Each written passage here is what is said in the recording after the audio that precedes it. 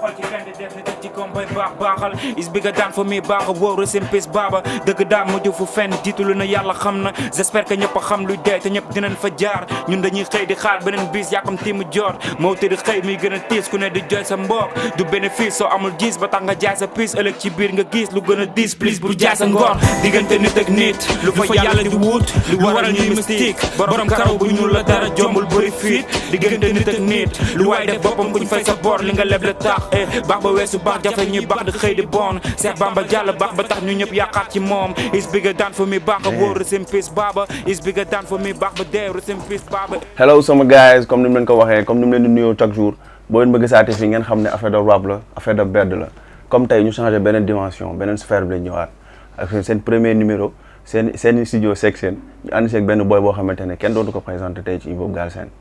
mu bëri couleur tey grand yëpp nangul nañ ko tey pour man mun naa ne tey moom mooy révélation de l'année ñu bàyyi ko mu nuyoo. ak naka maaleykum salaamaaleykum waa Seneweb. ñu ngi lay fay grand maa lay nuyu d'abord toi. yaa maa ngi lay fay di jaajëfal gars yëpp. di nuyu ñuy suivre émission bi nuyu Sénégal yëpp. Arch the best la yes. mais nag booy da nga sedd quoi te du bëgg émission bi tàng. non day tàng live quoi tey dañuy waxtaan xam nga. booy neen da nga sedd de. waaw ñoom waa mën nañu wax loolu mais man xam naa li ma doon. ok ñu bàyyi ko mu méfie-toi la loo kii door. bon première question bi ma lay posé mooy depuis kañ nga commencé def musique. bon musique maa ngi depuis officiellement 2017 laa commencé génne ay sons. mais depuis 2013 laa commencé di suivre affaire de hip hop affaire de beatmaking. yeneen affaires yi bëri. donc bon avant boobu yàgg naa suivre affaire yi parce que amoon naa ay grands frères yoo xamante ne ñoo amoon benn groupe rap ñu wax Stank Zik ñoom Papa Ray affaire yooyu noonu. donc mun naa ne man maa nekkoon seen beatmaker maa doon indi ay beat di leen kii dem ba benn instant 2013 2014 ma commencé toog ak sama gars yi di freestyle di dem di participer ci ay freestyle tu vois foofu la ma amour bu commencé duggee ma commencé di ramper di jaar comme underground yëpp dem ay concert di suivre gars yi. donc 2015 c'est là commencé suivre ay formation ma def benn formation écriture ak Jili Baxdaat si J-pop bi. en même temps si 2015 boobu la ma bokkoon benn programme ñu wax Next Level. benn programme formation la woon bu Tony Blackman organisé woon. donc J-pop la woon Africulture ambassade États-Unis je pense affaire yooyu noonu donc y avait bëri woon na man ay artistes yu bëri ñu ngi foofu noonu. après 2016 donc 2016 je pense que maa ngi woon ci affaire 2017 laa participé Flow Up mu nekk sama première participation après ma dem ba final 2017 boobu si laa génne sama premier single maa nigga si même fin 2017 ma commencé def benn série freestyle bi ñu wax The Best Friday donc mun naa ne diggante fin 2017 ba 2018 si laa commencé di def sama collaboration ak Yakin Cheikh benn label bu ñu naan hip hop musique si laa commencé di collaborer ak moom si benn série freestyle The Best Friday si benn année boobu noonu demaan naa Flow Up finaliste encore après 2019 novembre 2019 ma décidé génn sama album. bon tey buñ la xamee tey ci réseaux sociaux yi et tout tey mun naa ne tey sa collaboration ak Dip la. mën nga revenir un peu ci nan nga def ba collaboration bi ñëw vidéo bi et tout. waaw bon comme d'habitude nu ma ko doon expliquer rek ci yeneen kii mooy que ni sama collab ak Dip donc naturellement la ñëwee parce que Dip amoon nañu ay liens avant ñuy def collab xam naa ko grâce à IS 814 donc fa laa xamee Dip et puis genre dañu doon échanger ay messages di déggante des fois après bu ma joobee son ndogal bi maa ngi composé beat bi ak benn guitariste bi ñuy wax Mame Thierno moo ñëw jouer loop guitare bi après bàyyi ma fa mun ma composer beat bi donc foofu la affaire yi commencé ma job son bi d'abord def refrain et couplet après yónnee ko Dip déglu ko sentir affaire bi ma ne ko soo ko filee pourquoi pas nga def ci couplet moom mu fil ko après mu def ci couplet envoyé ma ko donc si laa demee gàlleem ñu eggali job bi foofu karabalik mixé ko après ñu clip ko mu génn donc peut-être mooy li nga wax rek grâce à Dip peut-être si la ma yenn gars yi bëri commencé di bàyyi xel. tey après nga génnee sa projet muy Million Flow mën nga revenir tuuti ci lan mooy Million Flow. Million Flow ça veut dire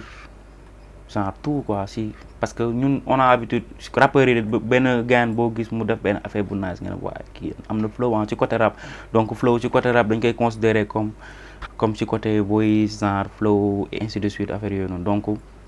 foofu laay inspiré wu et puis ma doon job ma waxoon naa au départ que damaa ngi job projet mais xaw ma woon projet bi lan la war a doon album wala affaire yooyu noonu donc may job si biir projet bi après si laa commencé di jël nom Million Flow comme benn étiquette boo xamante ni genre dama ne soit projet bi mooy tudd Million Flow wala étiquette bi mooy nekk Million Flow donc après à la fin bu ñu joobee vu que ñu dajale plusieurs styles comme ni ma la koy waxee Million Flow mooy tout plus melting pot la plusieurs styles xam nga plusieurs genre amuma limite quoi je mun naa def genre affaire yëpp la nga xamante ne sama voix permettre na ma ko donc et puis je pense que je mun naa def plusieurs affaires yu différentes donc looloo waraloon ma jël projet bi def ko Million Flow pour bañ a tënk projet bi pour bu gars yi dégloo projet bi dinañ comprendre parce que nekkul benn projet boo xamante ni dama ko yemale ci benn genre musique wala ma yemale ko ci benn style dama yaatal affaire yi affaire bi large donc utiliser naa ci jazz hip hop reggae afro blues tu vois donc couleur yooyu yëpp boo ko boolee ci benn projet donc après tour bi jox ma leneen lu dul Million Flow moo tax mu tuddee ak Million Flow. mais comparé à d'autres jeunes par exemple tey booy boo xam ne day door a fële si hip hop Galsen da ngay gis day indi benn flow bu xaw a sadique day indi benn éco trip wala benn day indi flow bu sadique quoi da ngay gis kenn koo xam ne benn flow am au fur et à mesure mu indi benn yeneen flow yi di si topp mais yow tey da nga dugg si net bi ñëpp naan Million Flow et que dañ la confirmer que ne yow t'as plusieurs flow quoi léegi dañ bëgg a xam yow flow yooyu noonu yëpp nan la def ba ñëw si yow nan nga ko acquérir quoi. bon lépp si départ bi la parce que peut-être yenn découverte yu may def ci yenn artistes yi yenn recherche yu may def wala genre parce que bañ a tënk sama bopp ci benn affaire parce que en général ci côté musique man lépp laay déglu damay déglu lépp ba mbalax lépp loo xalaat bépp genre musique boo xamante ni neex na war na neex nit rek su ma ko dégloo mu neex ma dama koy def dama koy déglu dama koy bàyyi dama ciy bàyyi xel te et puis à chaque fois su may déglu musique surtout su nekkee benn musique boo xamante ni carrément dama ko fil maa ngi ciy xalaat comment faire pour def genre affaire bu mel nii pas typiquement mais genre bu mel noonu quoi donc je pense que si affaire yooyu noonu fa la déparé ak bon peut-être yenn aventure yi yenn concert yi ngay dem fekkee di seetaan gars yi di jouer yenn spectacle yi ngay gis yenn recherche yi ngay def xam nga donc looloo waraloon mu ñëw parce que en général fii ku si nekk am na benn affaire boo xamante ni peut-être mën nga ko wala mi ngi ci yow donc mën naa wax ne ñëpp mën rap de nos jours ñëpp mën rap même benn boy bu ndaw bi sax soo ko wooyee mu defal la texte mu boo ko dégloo dina nga xam ne genre mi ngi commencé di nekk ci gars yi naturellement donc man après au départ dama doon def ay affaire maa ngi doon def ay série freestyle yoo xamante ni dama doon rap carrément ay 2017 boobu duggee YouTube da nga koy gis dama doon rap def ay affaire ay punchline comme tout le monde wala affaire yooyu noonu def ay kii wala dugal ay pic affaire yooyu noonu mais après quelque temps après genre parce que musique la da ngay rechercher sa bopp ba trouver sa bëgg sentir sa bopp ci benn affaire après nga job si dynamique boobu noonu je pense que noonu la demee après quelque temps dama gis ni que mun naa def leneen au lieu que may toog di def comme lu gars yi di def mun naa def leneen lu bees loo xamante ni peut-être c'est du jamais vu wala c'est très rare fii nii et puis mun naa participer si développement hip hop sénégalais donc pourquoi pas mu ñëw indi sama touche bopp genre wane sama sa inspiration lyricalement fan lay jógee soit da nga koy programmer wala loo xamante ne day ñëw naturellement si yow. waaw des fois naturellement parce que inspiration c'est un peu compliqué pour nit ne wax la fii la nii laa inspiré affaire bi donc du doon benn affaire boo xam ne dama koy graal peut-être bon ci man naturellement lay demee parce que en général beat bi mooy jiitu wala mélodie yi ñooy jiitu lyrics yi à chaque fois en général noonu la demee des fois nag mun naa am ay lyrics avant mélodie avant dara demee la plupart du temps su may job mélodie yi mooy jiitu et que mélodie yi su jiitoo genre après ça dépend ci émotion bu ma affaire bi du yóbbu ci contexte boobu laay bindee mélodie yi dafa triste damay jéem a def affaire bu triste mélodie yi dafa joyeux damay jéem a def affaire boo xamante ni voilà boo ko nit déggoo day sentir beneen affaire donc mais ci côté source côté écriture damay gëstu comme ku mel ni Cheikh Moussa Ka sinon bëri na yeneen ay écrivains yoo xamante ni fii la ñu bawoo fii parce que genre je pense que je me dis à chaque fois que am nañ ay affaires yoo xamante ni mën nañ ko utiliser pour jaay suñu couleur pour jaay suñu culture parce que pour man Cheikh Moussa Ka lépp lu Victor Hugo def ci style de forme wala bind moom bind na ko après ça dépend ci contexte yi tu vois. Donc y a des trucs yoo xamante ni bind na ko ci àdduna. loo xamante ni peut-être ba léegi gars yi war nañ ko gën a mën a leeral, tu vois, parce que à l'époque peut-être yenn olof yi doon xóot. mais peut-être ñun mën nañ ko traduire ak suñu manière. de langage ba nga xamante ne et puis mooy permettre peut-être jeunesse bi wala yenn gars yi nga xamante ne xamuñu ñooñu wala gëstuwuñ leen. ñu dem gëstu leen et puis waaw je pense que samay source la plupart du temps ci affaire yooyu lay jóge ci olofal yi. wala des fois ci waxtaan yi may seetaan wala yenn gars yi may déglu vie bu may gis ci temps bi su ma toogee sama gars yi affaire yooyu genre je pense que fa la affaire yi. donc mën nañu wax ne c'est naturel quoi. naturellement mooy sa environnement li la wër ak. écrivain yi nga jotoo wax fii nii ñoom ñoo lay inspiré. tey album bi tey ñaata il t'a fallu combien de temps pour nga matal ko. bon parce que mun naa ne jël na sama temps yi parce que album bu ma commencé parce que depuis bu ma commencé di job depuis ma defee première année Flow Up 2017 ba def premier single maa nigga gars yi commencé di ci wax et tout c'est en ce moment là laa commencé def sama xel que war naa def projet te su ma def projet war na mën a nice donc ma def sama xel même bu ma demul ci kenn ko damay def projet donc maa ngi doon job parce que amoon naa benn home studio sama nekk su ma yeewoo jàkkaarloo micro malgré que amoon qualité et tout mais dama doon démerder wu ak loolu di job di focus tout le temps maa ngi woon ci kii bi ay genre sacrifier ay guddi pour job album bi donc mun naa ne depuis 2017 maa ngi doon def recherche album bi mais 2018 laa commencé carrément di retrouver couleur yi ma bëgg def ci album bi si laa commencé di kii parce que bëggoon naa génne projet ay EP avant lépp bëggoon naa génne mixtape avant album et tout donc dama doon job sans pour autant xam ndax album la wala EP wala kii mixtape. après ma job ba pare ba dajale son yi si laay door a xam ne lii du contenu du lii album la quoi. après ma gëm na gars yi affaire bi album la gars yi ne ma non mixtape ñu ne ma EP man leen non album parce que album laa job wàññil son yi ma ne pour man su ma wàññee son yi yàq couleur affaire bi parce que su may wàññi du ma xam damay am problème mu wàññi. donc choix boobu laa amoon pour wàññi benn son. dugal benn son donc looloo taxoon mën a dégg attends dama koy def album de ce fait que dinaa jël maximum de titres yoo xamante ni dinaa ko utiliser ci biir kii bi mais temps de kii bi mun naa ne depuis 2017 la donc 2017 voilà léegi yow promo album bi est-ce que tu es satisfait ci promo album bi tey est-ce que mënuloon gën a siiw wala gars yi mënuñu si woon gën a jot tey est-ce que tu es satisfait non je suis pas su ma la nee dama satisfait c'est comme si que dama doyal wala dama li may gis genre parce que su ma fekkoon affaire yi satisfaire na ma jarul may def ay version deluxe wala may toppaat ci affaire yi tu vois donc Sénégal la à chaque fois day am yenn da ngay am yenn yooyu bëgg mais des fois yéen yëpp du mat quoi donc peut-être projet bi am na benn retour ba nga xamante ne benn instant genre du question que xaaroon naa ko ci mais voilà quoi genre am na si yenn yoo xamante ne peut-être am na xaw na ma bett tey su ma toogee gis yenn jaay carrément nu ñuy voilà nu ñuy réactionné ci affaire bi damay ne waaw donc kon man job naa ko après daf may gën a permettre mën a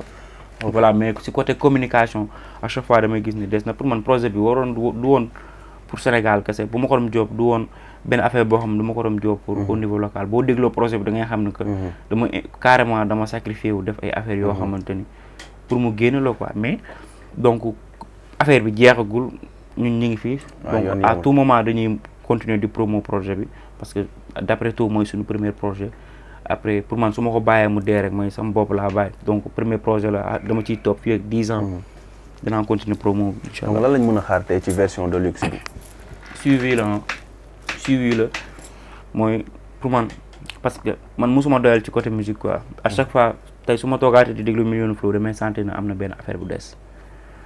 boo xamante ni genre loolu laa jéem a fexe complété ko ci biir deluxe bi donc suivi la mooy nu mu la ko doon waxee tout à l'heure dañu jooboon ay son yu bëri après ñu defoon choix provisoire te bi ñuy def choix c'est pas parce que dañoo tànn parmi son yi gën dugal ko ci version premium bi ou non parce que dafa am yenn son yoo xamante ni peut-être mënoon na xaar yenn yi dugg comprendre nga donc yenn son yooyu nga xamante ni xaaroon na yenn son yi moom la ñu joobaat si biir projet bi am na si ay son yoo xam dañ koy remix donc mën naa ne suivi lépp la nga xamante ni manqué woon na ci version premium bi di nga ko gis si version deluxe bi ci côté collab yi côté remix yi sinon gis nañ pas mal de featuring yoo def si biir waaw looloo nekkoon nag objectif bu deluxe bi man genre idée boobu laa amoon au départ je me rappelle première annonce bu may wax que gars yi damay génne deluxe dama leen wax ñu genre suggéré may artistes yoo xamante ni ñoom sentir nañ leen wala gis nañ ne que man ak ñoom suñu collab bi dina nice. après gars yi dama si gérer ay artistes donc am na say artistes yoo xamante ni comme Kuman wala Ombre Zion son bu ñu def remix man ak ñoom dafa nekk benn son boo xamante ni depuis le départ bu mu koy job ci version première laa leen ci sentiroon mais demoon na ba benn période boo xam ne fallait que ma boucler affaire yi. commencé nekk ci mix yi ak master yi. préparer kii bi. donc bu mu ñëwee gis ne damay def version Délice ma ne voilà. occasion la comme ma profito li ma bëggoon def ma rattrapé wu ko fii def ko. sinon am na ay son yu bees yoo xamante ne dañ ko ci boole yoo xam ne bokkul woon ci version premium bi. donc exclu lay doon ci. donc mën nañ ko xaar ci album bi. ci album bi donc voilà. léegi tey boo gisee ay grand yu mel ni Nix ay Nit Dof tey valider sa album ba Nix wax ne tey meilleur album Garab Galsen ñu wax ko ñu bañ ko wax yow la loolu la lay def. fierté la ci man genre benn affaire bu rëy la ci man parce que genre su ma toogee fii ne non du dara ci man mooy parce que Nix wala Nit Dof ay artistes yi nga xamante ne dama leen yàgg suivre avant man may taxaw di téye micro di rap. xam naa leen tu vois. dem naa concert Nit Dof show of the years ba temps ay genre maintes fois di dem di suivre artistes yi tu vois Nit Dof kii Nix je me rappelle bu may nekk booy ay des gentlemen dama ko doon suivre toog sama salon di suivre Nix di parce que boobu maa ngi fan rappeurs yi quoi maa ngi naan su ma sañoon mu nekk man tu vois wala kañ laay am possibilité bi tey su yàlla defee ma dem ba dugg ci biir milieu bi di job dem ba Nix reconnaître sama job wala Nit Dof wala keneen ak keneen donc benn affaire la bu muy def ci man boo xamante ni loolu peut-être lu may gën a booster la à chaque fois mu ciy gën a xëpp bom ma ciy gën a yokk xadar. léegi difficulté yi nga jot a rencontré ci rap bi au début. waaw nga bëgg nga ñëwaat ci tuuti quelques difficultés rek en quelques mots. non mais loolu dara difficulté yooyu noonu peut-être loolu moo ma forge tey moom moo def. benn anecdote boo xamante ne marqué na la ci difficulté yi nga jot a dund. je me rappelle am na ay affaires yu bëri yoo xamante ni peut-être bon métti woon na ma ay temps. mooy que ni manque de considération bi nga daan am des fois et c'est très normal xamuñu la tojoo fenn donc da nga daan dem ci concert ñu lay xooj. loolu yëpp artistes yëpp jaar xaaral bu yenn heure yi jot mu leeral na yow fii mënatoo jouer yàgg nañ ma ko def donc mun ma fi nekk di lim concert bi peut-être am na ay concert yu bëri yoo xamante ni defoon nañ ma ko mais de nos jours su amee jarul sax ngay dem naan la ñoom ñoo lay woo téléphone. te amaan nga fay cachet wala wax la lu leer doo déplacé wu tu vois donc da ngay xam ni loolu yëpp c'est vrai en met soofoon na trop et puis amoon na benn affaire et puis étant bu ngay nekk booy da am benn affaire bu mu doon def ci man ba nga xamante ni moom mooy permettre su ma delloo gaale ne booy sama gaay bàyyi sama gaay yi waxtaan man non man damay dem gaal damay dem joow bi quoi parce que bëggoon naa prouver bëggoon naa forcer jaayante ba gaay yi xàmmee ma ba gaay yi ràññee ma donc c'était terrible après am na ay affaires yu bëri yoo xamante ni su ma fa toogee. waaw mais bon. mais malgré difficulté yooyu lan moo tax bàyyi woo en quelques mots rek lan moo tax lan moo la. maa ngi koy wax ci son mënuma bàyyi. ndax ñi ma jàppoon dañ ma baawul ba tey. ndax ñu la jàppoon dañ la baawul ba tey. waaw je veux dire su may wax loolu parce que même su ma demee ba nar a bàyyi gis yenn affaires yi ma jot a def wala yenn nit yi ma jot a taalal grâce ak sama carrière rek. du ma xalaatuma ko quoi bàyyi. te genre yenn difficulté yi je pense que mooy parce que. si tu n'as pas de vécu t'as pas d'histoire à raconter. genre le fait que yow ngay ramper dugg ci biir underground bi daj ay tolof coono gis nga loolu mooy def la nga xamante ni suba da ngay mën a raconter da ngay mën a exprimer wu da ngay mën a wax lu nekk sa xol tu vois te man affaire yooyu noonu je pense que tey moom moo waral sama présence yi nga invité ma sa plateau wala leneen lu ma mënti def. parce que loolu moo def genre H the best moo def Million Flow. peut-être su yomboon trop wallaay du demee nii quoi parce que damay jàpp ni ko voilà léegi métit boobu noonu nga doon daj yenn difficulté ay millions métit ah waaw mais million métit léegi tey boo déggee ñu naan lan Kendrick Lamar Sénégal lan la lay def loolu bon man H the best la Kendrick Lamar artiste bi mu yàgg fii la sama genre peut-être ay si samay référence la bokk ay artistes yoo xamante ne lu ñu def dama koy suivre tu vois mais man H the best là parce que demain pourquoi pas je peux collaborer avec Kendrick Lamar parce que ay artistes lañu et puis tu vois moom fee la nekk man ma nekk fii am na leen peut-être li nekk ci man loo xam ne wallaay newul ci moom parce que moom fu mu nekkee la et puis voilà affaire yi dafa gën a fës ci moom man je me dis que su ma nekkoon biir États-Unis genre fu peut-être fu ñoom Kendrick Lamar war naa fa mën a toll parce que affaire bi genre gëm-gëm la ak fu sa dimension de toll ci côté affaire yi donc bon su gars yi waxee ko Kendrick Lamar bi Kendrick Lamar bi Sénégal damay fierté la mais man pour man maay H the best et que mun naa apporter plus lu gars yi di xaar ci man wala affaire di Kendrick Lamar justement yow fii ak quelques années lan mooy sa objectif fan nga gis sa bopp di nga gis sa bopp génnee tey rap Galsen mu génn musique Sénégal tey mu génn ndax gis nga sa bopp am naa yéene boobu yëpp am naa yéene genre moom laa la tout à l'heure bëgg naa bokk ci gars yoo xamante ni genre ñoom ñooy développer musique bi bëgg naa bokk ci gars yi indi affaire yu bees ci biir kii bi parce que bëgguma ñëw def comme gars yëpp wala yam fu ñëpp yam wala fu ñenn ñi yam damay bëgg peut-être dépasser affaire yooyu noonu wala def la nga xamante ni peut-être mënuma def lu yéem yenn gars yi mais dinaa jéem quoi après am naa ay objectifs genre mais man lépp dama koy wékk si job bi rek damay ne fépp fu ma job bi lépp lu ma job bi lu job bi décider rek man ma ànd ceeg moom def yenn sacrifice yi mais quand même fépp fu ma gars yi yéene bëgg naa fa egg wala séntu naa lu ko raw xam nga bëgg naa génne hip hop Galsen fii xam nga bëgg naa représenter Sénégal feneen ak feneen ak feneen mais après projet bi nii lan lañ mën a xaar tey ci ay concert wala lan nga prévoir prévoir nañ ay tournée ay affaires yooyu noonu yëpp mais instant bii nii ak Covid bi mënoo fixer benn affaire wala mënoo confirmer dara mais incha allah bëgg nañ def loolu bëgg nañ def ay tournée ci région yi partout Dakar fii donc incha allah bu ñu fi yàlla bàyyee incha allah dindil ñu ndogal bi après loolu yëpp dinañ ko gérer bu soobee yàlla. léegi yan conseil ngay jox jeunes yi tey ñi nga xam ñu ngi bëgg a dugg ci rap et tout en quelques mots rek. bon c'est compliqué parce que affaire de rap moom soo si demee ba ciy dugg choix la quoi parce que di nga am ay affaires yu bëri yoo sacrifier pour peut-être voilà quoi te est-ce que dama ne du ñëpp ci génn du ñëpp ci mën a génn parce que fii au Sénégal fii dafa xaw compliqué peut-être di nga fi ne gars yi dinañ la coow dinañ wax mais est-ce que yaa ngi ciy génn est-ce que yaa ngi faj say soxla wala est-ce que yaa ngi gérer say yenn détails donc pour man benn affaire bu compliqué la déjà donc bu ci demee bu ci war a dugg benn affaire ba nga xam ne da ko war a gëm genre bañ parce que en général gars yi foog nga nekk ci label wala foog benn grand ñëw jàppale la pour nga génn ci non man gëwuma yooyu mais yow instant bi lan ngay def sa live à part samay business yi sewan maa ngi ci musique bi si laa gën a focus à part ça maa ngi samay business yi yoo xamante ni bon peut-être jarul ma koy wax ci parce que c'est pas benn affaire bu intéressant quoi mais bu dul loolu ci rap bi laa gën a focus maa ngi samay studio mooy fi ngeen ma fekk bon léegi pour di la xamul comme que léegi seen studio live seen studio section la ñuy def tey lan nga ñu préparer tey bon ay sauce ay sauce ne ay sauce waaw dañ nar a sauce de mais gars yi nee da nga sedd yow li nga seddee nii nga fa ne du la yàqal tey sa non yàqaluma dara parce que tey clash bu ñëwee tey nan ngay def nit bu la clash woon tey benn rapport bu mag a mag biir Sénégal clash ma déglu reetaan rek après li ma sama xol jox rek ma def bu la joxee pour nga tontu di nga tontu mu dem tontu mais gars yi dañ nee nañ yow da nga sedd doo tontu waaw man ne laa mel naturellement ñu ma xam nañ loolu mais au fond ñu ma dugg dëgg xam nañ carrément voilà waaw mais bon sedd bi pour man yàqul ci man dara wala yàqul dara parce que d'habitude gars yi dañuy am tendance gis benn rappeur bu ñëw xam lu lay wax sax dañ ma koy yóbbante li ma lay wax ni dañ ma koy yóbbante waaw parce que affaire boobu la ñuy am habitude di gis pour ñoom rappeur da nga xam nga yenn gars yi même dañ koy forcer sax da ngay gis ñoo xam ne man des fois ma seraan ñoo xamante ne dañuy forcer seeni affaire man du ma forcer dara damay bàyyi affaire yi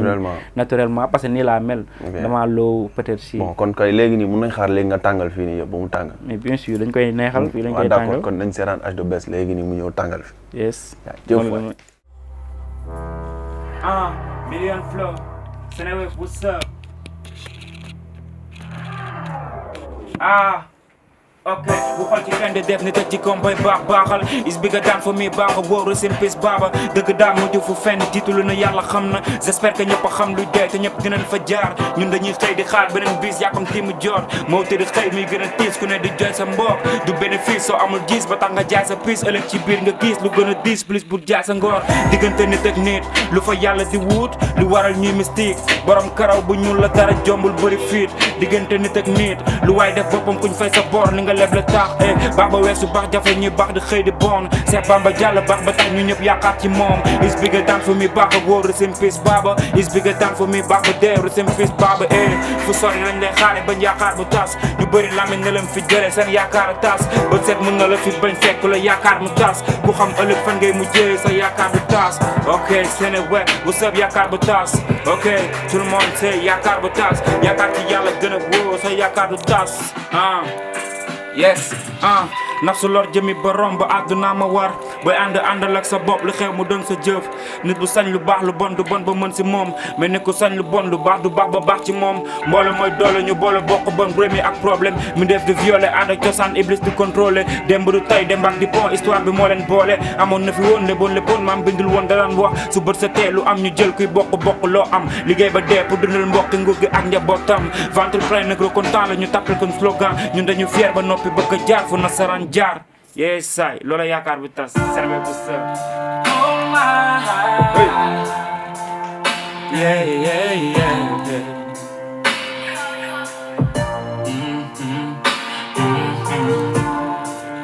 all night yeah yeah yeah yeah yeah yeah oh yes whoa whoa whoa whoa yes oh yes whoa whoa whoa whoa yeah oh yes oh yes million flow oh yes million flow oh say oh yes whoa whoa whoa whoa yes yeah man sama gendu ay fo o ma taw def coow am na son yi def bruit mais ma freedom ak wet ma dàq ndoot ci sam wet bëgg a tabax fi ngeen tooj inspiré ay ton laata album ñu def ma seen xool ma la boole bi la doon gaar ko nga jàpp si muy taar léegi dama cap rap car di faju ci son style am ay million flow di bind story gis fi sori beneen xeetu jabu musique yow dama gën a dox comme taf dox ci bopp lusi dem ba parano xarit ba ma gëw des ak sama fiit yow gaale baa ngi noonu ana naag son bi xaaru ma ci nit yow si nit yow what the fuck del wax may jox maa ngi ci gis naa fi gars yi ne xoolal nëpp ku mënul bëgg a baaxu coono maa ngi ci maa ngi sama xol mën di gën a mën ñu si su may gën a def lu gën a tëgis di gën a xel di gën a try min dee fu mën def ñu mën a kott dëgg yoru ñu mbaam small boy bi def lu big boy faxalaana paxalaana ëpp jaam gàddaay comme Billy boy esprit boy dina daaj bi yëfu mag la wax musuma stop boy boo amee seetu lay gën a wax may gën a yéeg lu gën a wóot boy wax musuma stop boy mbedd gën a raat boy fii kenn du fi dem ndax bëgguñu kuy dem jëlën baax boy ama maa def fucking bad boy am nga la wax ba taxul ma doy ba bi saar ba sa biir la saar fal bal si sa biir te cha as the best the hip hop music say oh yes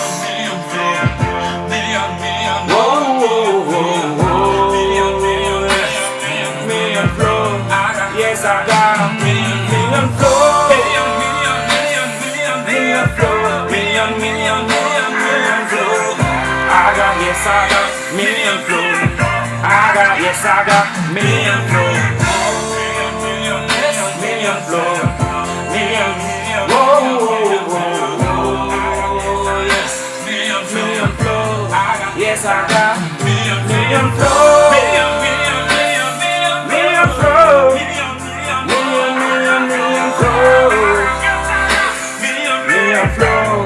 Yes, I got million flow.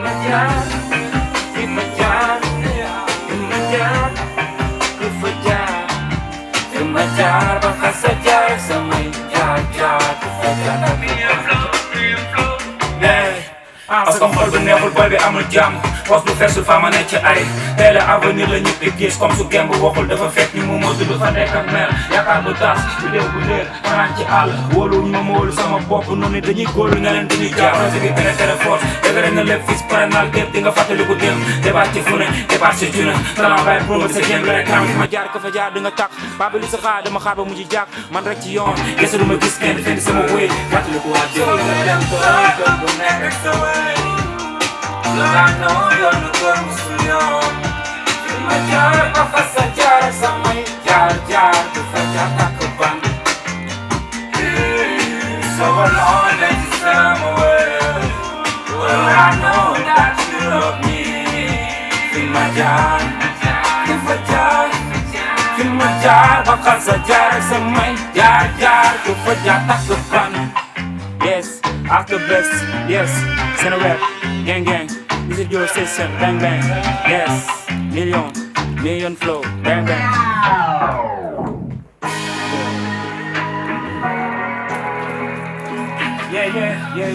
Yeah.